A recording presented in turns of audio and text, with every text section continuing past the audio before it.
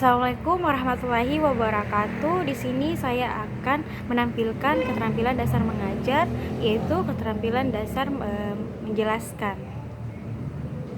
Baik, di sini Ibu akan menjelaskan apa itu protista. Nah, terlebih dahulu Ibu akan membagikan PowerPoint terlebih dahulu.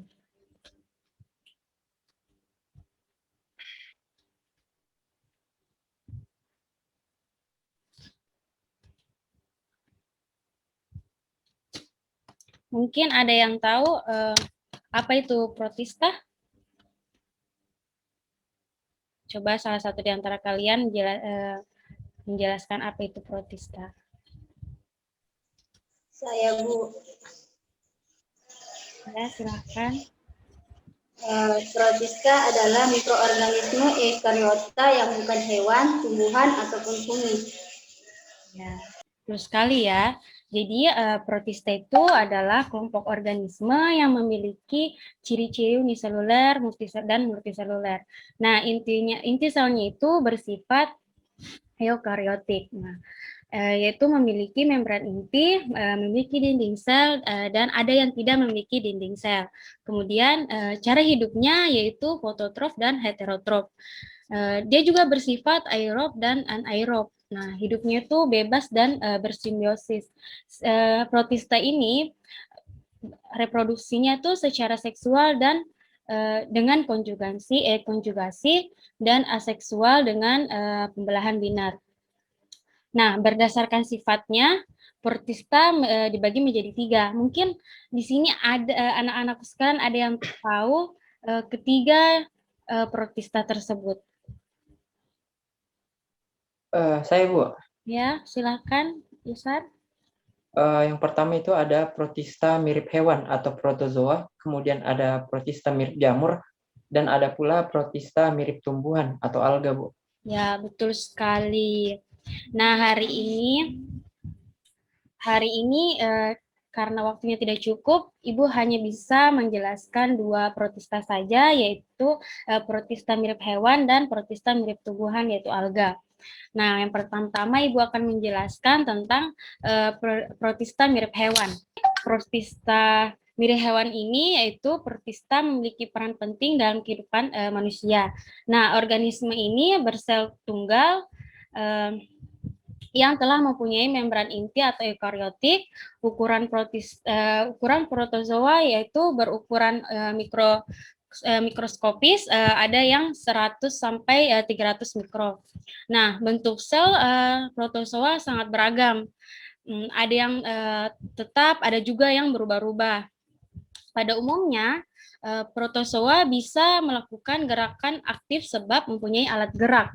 Secara umum, protozoa hidupnya bisa di air tawar ataupun di air laut. Nah, protozoa ini hidup secara heterotrof dengan memangsa bakteri, protista lainnya, dan juga sampah organisme lainnya. Nah, Ibu di sini ingin bertanya, kan protozoa itu memiliki alat gerak. Mungkin anak-anak sekalian bisa menjelaskan atau menyebutkan saja alat gerak pada protozoa.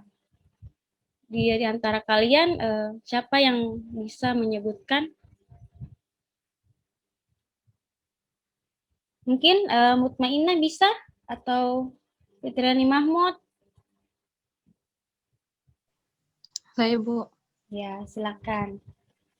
Baik, alat gerak yang pertama yaitu ada flagellata, yaitu bergerak memakai bulu atau biasa disebut dengan bulu cambuk. Yang kedua itu rhizopoda, melakukan gerakan dengan memakai kaki semu. Terus yang ketiga yaitu sporozoa, dia tidak memiliki alat gerak, contohnya adalah plasmodium. Ya, betul sekali ya. Nah, di sini Ibu akan menjelaskan protozoa berdasarkan alat geraknya, salah satunya itu flagellata. Nah, ini merupakan euglena. Ibu akan menjelaskan strukturnya ya. Flagellata itu memiliki flagel, stigma, nukleotus, kloroplas dan vakuola kontraktif. Nah, kemudian yang kedua, Ibu akan menjelaskan tentang protozoa mirip tumbuhan. Ya, di sini protozoa mirip tumbuhan ya memiliki ciri-ciri yaitu ukurannya beraneka ragam, ada yang berukuran besar dan ada yang berukuran kecil. Dan kedua yaitu alga ada yang uniseluler dan multiseluler. Untuk yang bersel satu ada yang hidup berkoloni dengan bentuk-bentuk yang unik seperti bola, koma ataupun cakram. Dan ada pun yang hidup secara individu.